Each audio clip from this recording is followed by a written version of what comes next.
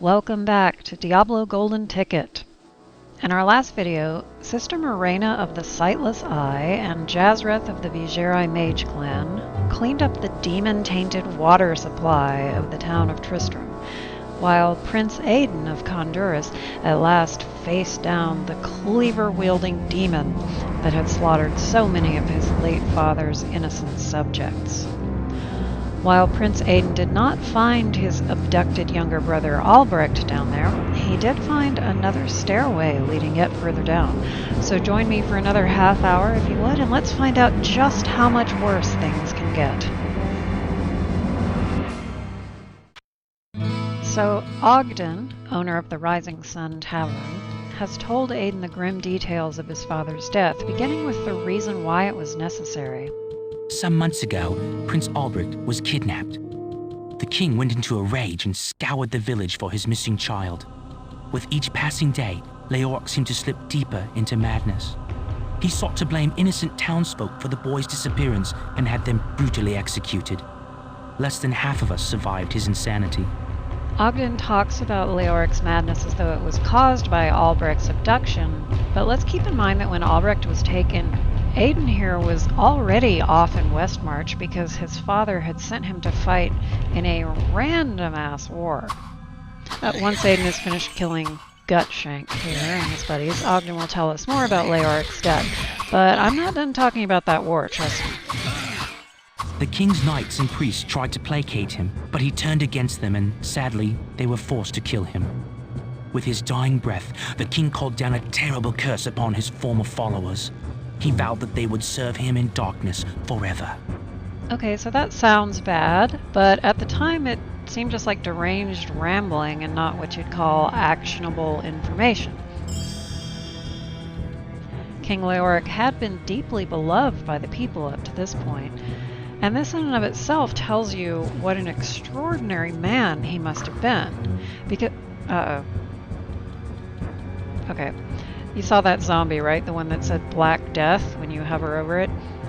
When you see a Black Death zombie, do not pass go, get directly out of melee range. Every time it hits you, it takes 1 point off your maximum health. Permanently. This is not documented in-game in any way. I've always got to justify everything in my head, including why His Highness Prince Aidan, Slayer of the Butcher, just did a sudden 180 at the sight of one little zombie. So what if the bodies are easily identifiable as victims of a horrible plague spread by touch? Maybe they were stashed down in the ruins to avoid contaminating local soil. Well, what can I do for you? And now all this dark magic has reanimated them. Even without reading the wiki, Aidan would have had some reason to pop back up to town and buy a bow so he could kill these things without letting them touch him. While we're up here, we may as well get our items identified and sold and all that jazz. Hello, my friend. Stay a while and listen. Playing Diablo is a constant process of trading out old equipment for new, better stuff. So anyway, why was it so extraordinary that King Leoric was beloved by the people of Tristram? Because he was actually an outsider, a foreigner from Kehjistan who just walked in one day with a bunch of Zakarum priests and knights and declared himself King of Khanduras. Up to that point, Khandurans had been a free people, and they'd even resisted the Eastern Zakarum faith that had spread like wildfire in Westmarch next door. So imagine what an extraordinary, charismatic, and seemingly holy man Leoric must have been to have won his people's hearts in so short a time. How short are we talking? 5 years, actually. I sense a soul in search of answers. According to the official Diablo timeline, Leoric came to Tristram in 1258, and this game takes place in the year 1263. Somehow, Leoric managed to come in from a foreign country with a foreign religion and not only convert everyone in Tristram, but turn them into his biggest fans. I like to remember him for the kind and just ruler that he was. His death was so sad and seemed very wrong somehow. Leoric is king! King! So you hear me? Hail to the king! The only possible conclusion is that before before Leoric, Khanduras must have been a genuinely chaotic and lawless place. I imagine Leoric brought order and prosperity, and the sort of spirituality and morality that wasn't just lip service, but real faith. A kind of shining light in the darkness that these people desperately needed.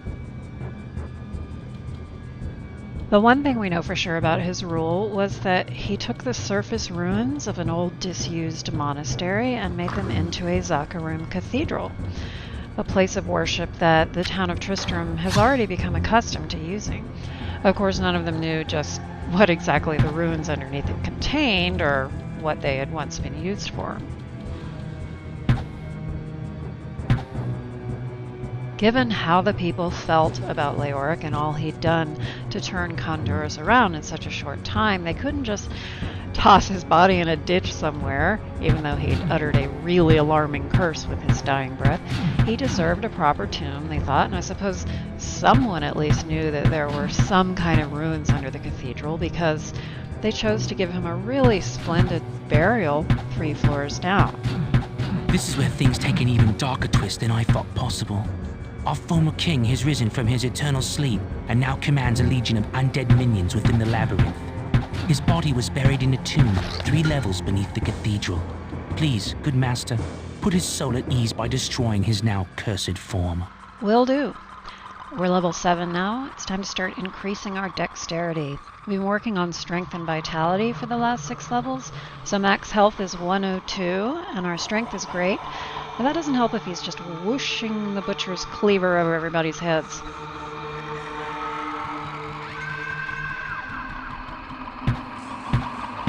Yeah, I don't know if you noticed, but that axe he's been chopping up demons with this whole time, it's actually the cleaver he stole off the butcher's body. The very same cleaver that chopped up so many of the townsfolk. Is it poetic justice that Aidan's using it now? Or is he starting to lose his grip a little? Okay, so I thought I heard Aidan get hit back there, and sure enough, look at his maximum life now. It's gone from 102 to 101. There's nothing for it but to reload the game and do that fight better. Yeah, you really just can't mess around with those Black Death guys. Ah, it's another one.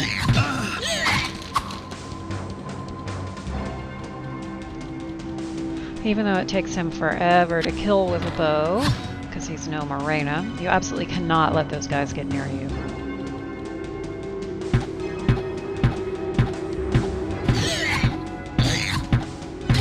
You run around like a headless chicken for as long as it takes.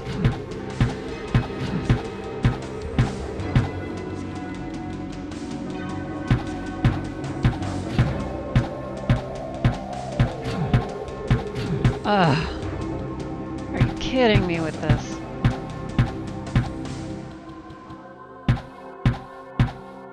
Seriously?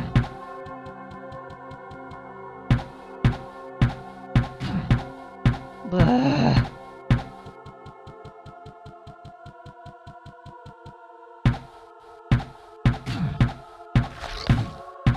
Sigh.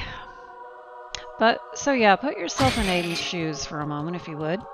He spent months at war, watching his fellow soldiers get slaughtered, finally returns home in an ignominious retreat, only to hear that not only has the father who sent him away been executed by his own knights, but the man has now risen from the grave and is commanding an undead army in the bowels of the very earth he and his priests once consecrated to Zakarum. So, yeah, that's fine. Aidan will come down here and kill his skeleton dad, the same dad who sent him to die in a pointless war. Can we talk about that war? I cannot emphasize how stupid an idea it was. First of all, when Khanduras converted to the Zakarum faith, that removed what little source of actual tension there was between the two nations. Westmarch had no other reason to care about Khanduras because it was barely even a nation. From all I can tell from the books and wiki, it really was just a little podunk patch of farmland inhabited by a bunch of anarchists who pose no threat to anyone except possibly each other. Then in comes this foreign guy from the east, declares himself king of a basic trash pile, and for Westmarch, that's nothing but good, since Leoric's also a man of faith. But then 5 years later, Leoric suddenly decides to attack Westmarch, attack an actual developed nation with a huge army and navy and the whole shebang. Imagine you're Aidan, only recently adjusted to the idea that you're going to one day inherit this slightly improved trash pile, and then your dad not only starts this random war, but sends you off to fight in it personally? One of the lore books talks about Aidan seeking his father's approval, and that just breaks my heart. In Leoric's journal, he only ever mentions Albrecht. We can chalk that up to retcons and inconsistency, but why would we do that when there's such a beautifully tragic alternate explanation? My headcanon, based heavily on actual canon, is that for whatever reason, Aidan never measured up to his father's expectations. Maybe he wasn't strong enough in his faith. Maybe they just didn't get along.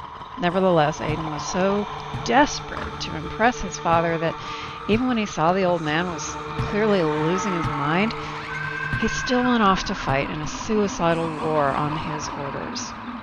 And then he comes home to this. His father dead, having lost his last marble over the abduction of his favored baby son, completely forgetting that he'd sent his older son off to die. Aidan has to resent Albrecht so much, but he also has to know it's not the kid's fault, and he probably also loves him in that complicated way that brothers do, and he'll never get the chance to ask now, Dad, why did you do this? What is it that was so wrong with me that you'd rather me die in an insane war than inherit your throne? Some of you might be saying, you're overthinking this, Michelle, it's not that deep. But do you know how this story ends? If not, hang on, and when we get there, tell me I was wrong. And if you do know how it ends, can you honestly tell me that my headcanon doesn't help explain what seems like an unthinkable gesture on Aidan's part? Something that goes beyond sacrifice into complete self-abnegation and also a weird sort of revenge? This sort of, I'll prove that I was the strong one in this family, that everyone was wrong about me. Yeah, Aidan is not a well man. He wasn't when he first came down here, and it's not going to get any better.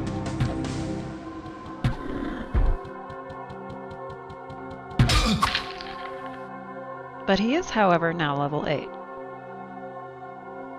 We're going to keep pumping up his chance to hit. We've got it up to 70% now, but I think we can do better.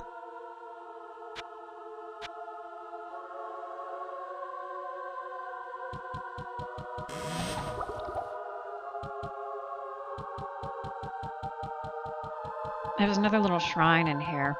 On the way to check it out, I accidentally discovered a weird random game feature. You can apparently zoom in if you hit Z. Why you'd want to look that closely at the 3 pixels that make up each object in this game, I don't know, but there it is. Again, F1 can show you what will happen if your clumsy fingers hit various keys by accident. Okay, so this mysterious shrine does something pretty intense. It takes 1 point each from 2 of your stats while adding 5 to another. Depending on which stats, this can be quite helpful.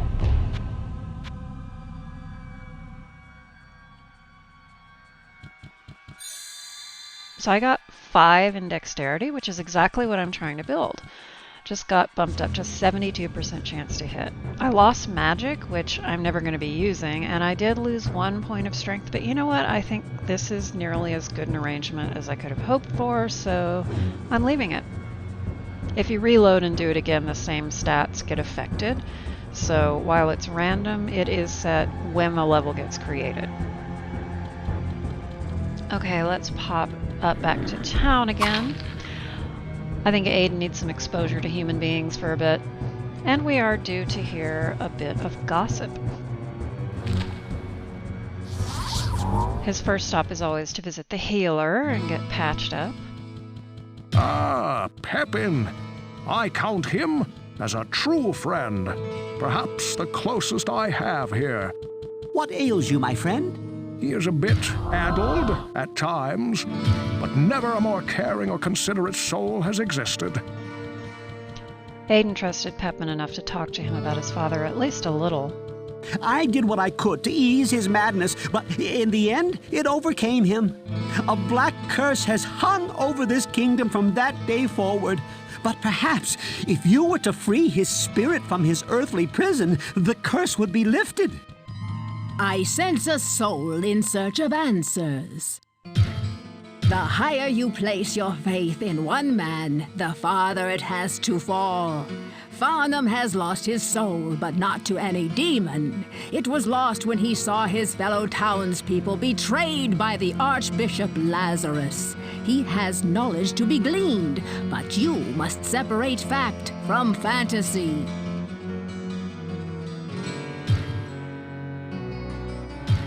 So as Adria suggests, sometimes Farnham can actually give you some valid information in all his drunken ramblings. But he's such a mess. Half the time he makes me laugh and the other half just really, really sad. Kind of fellow drinking peace? Griswold? Good old Griswold. I love him like a brother.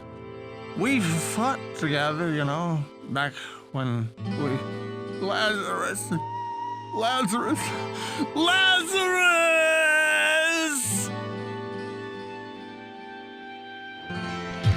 Yeah, I think Aidan is starting to have a real bone to pick with this Archbishop Lazarus guy. Remember, he's the one who got everyone killed by the Butcher? Hopefully at least one of our heroes will get to face him down eventually. In this video, I'm focusing entirely on Aidan because of how intimately these events involve him, but in the next video, we'll check in on Morena and Jazrath again. Okay, did you hear that little ding of a ring hitting the floor? That's a classic Diablo experience, hearing that sound and then mousing over every little pixel of the screen to find out where it hit. Rings are not all that common, so they're always a great find. So I've uncovered most of the map here, as you can see. You can move the map around using the arrow keys, and you have to watch for those little dotted areas that represent the outside borders of the level. You can see there's a little gap here, but once we fill that in, we're going to be ready to face Skeleton Dad. The little red arrow on the map shows you where you are and which way you're pointed.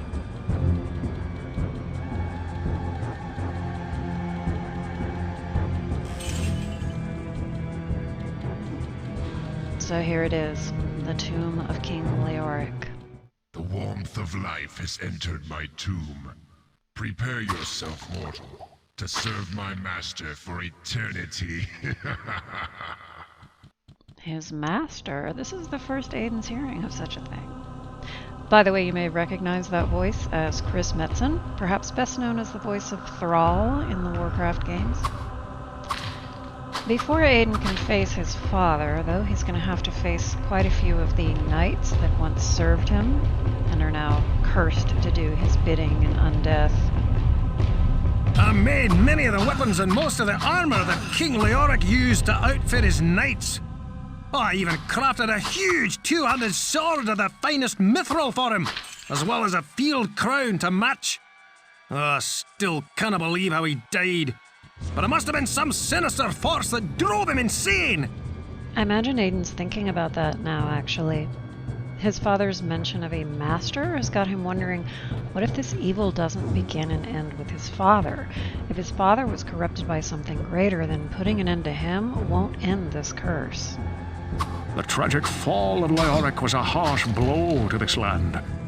The people always loved the king, and now they live in mortal fear of him. The question that I keep asking myself is how he could have fallen so far from the light, as Leoric had always been the holiest of men. Only the vilest powers of hell could so utterly destroy a man from within.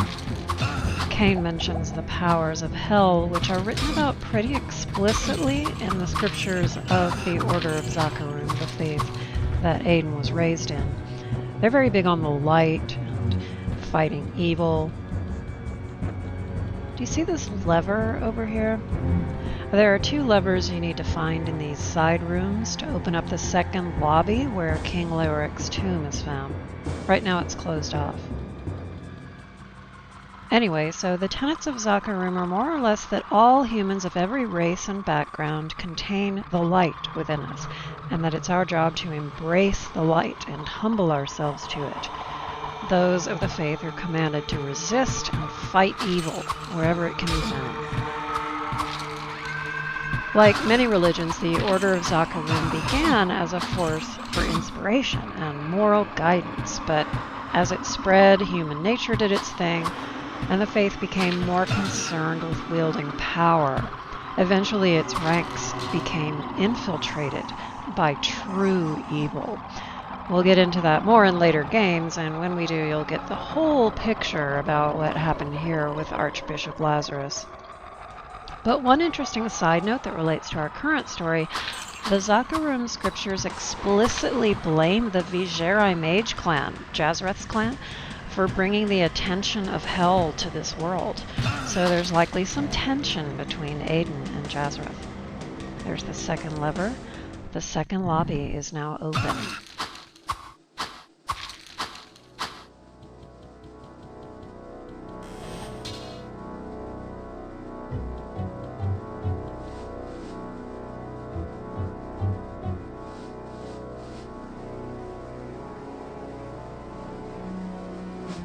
Adria gives us a clue to an important ability that the king has in the single-player version of this fight.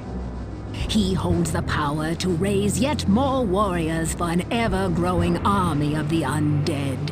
If you do not stop his reign, he will surely march across this land and slay all who still live here. So if you're playing single player, the Skeleton King can infinitely raise skeletons you've already killed, and even summon brand new ones out of the bare floor. So you either want to take him out as soon as possible, or you can take advantage of that, and technically you could fight and loot as many skeletons as you want for hours and get thousands of gold and tons of loot. I won't be doing that.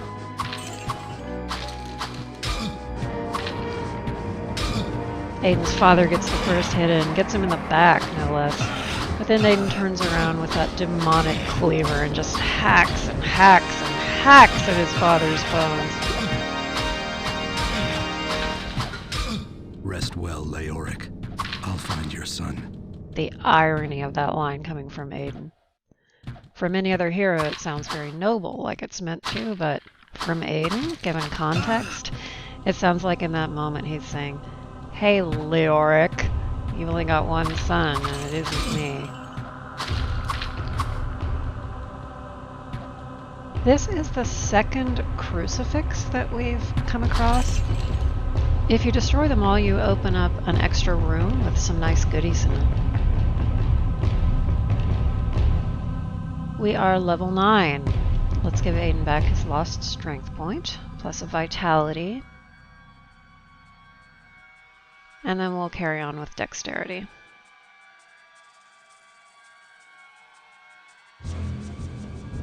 Aidan has no time right now to think too deeply about his father. He's still full of adrenaline, and there are still knights left who are actively trying to kill him.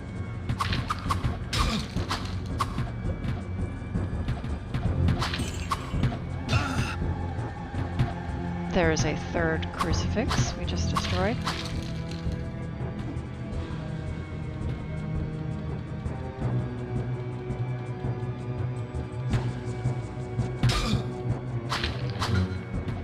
I gotta pawn some And of the this last stuff. crucifix is right over here.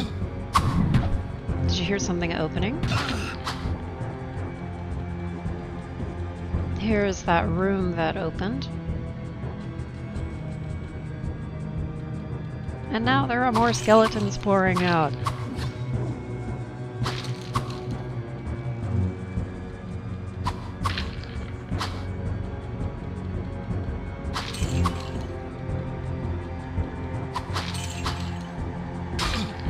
Again, Aidan is just fighting for his life right now, and he doesn't have that.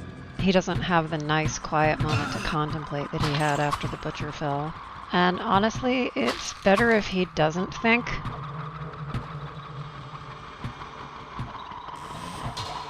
Too much baggage. Yeah, exactly.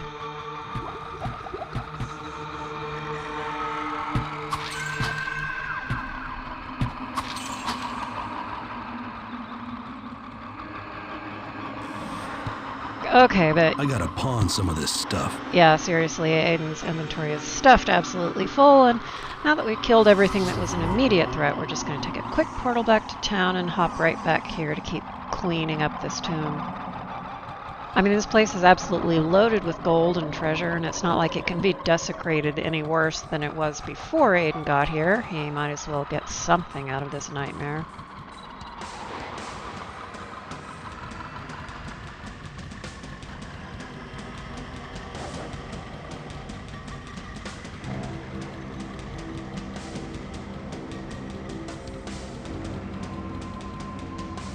There's that fancy tomb that his dad is not using currently.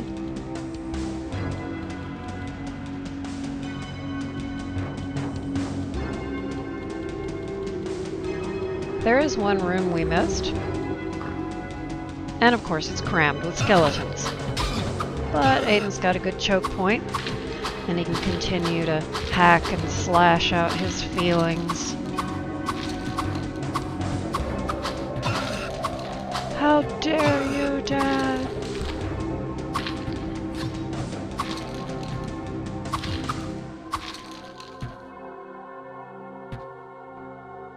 Too much baggage.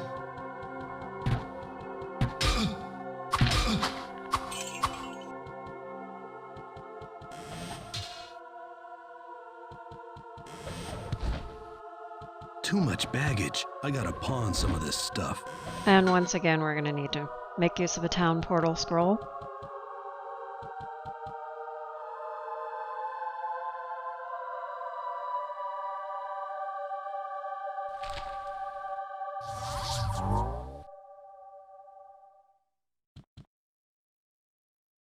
Aiden has profited so much from looting his dad's tomb that we've got 2 stacks of gold now.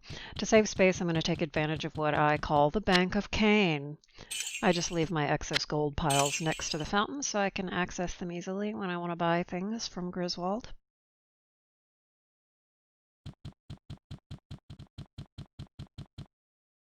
So now it's finally quiet down here, and Aiden can take a moment to contemplate what's just happened.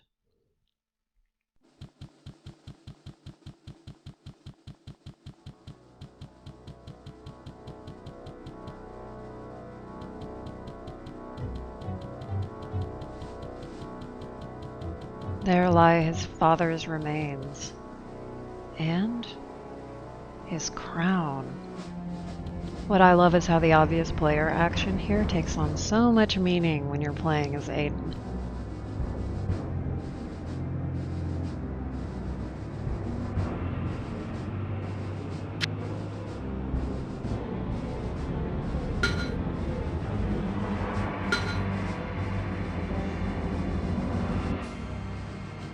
A grisly coronation, witnessed only by his father's empty eye socket and the scattered bones of 100 cursed knights, 3 floors beneath a desecrated cathedral.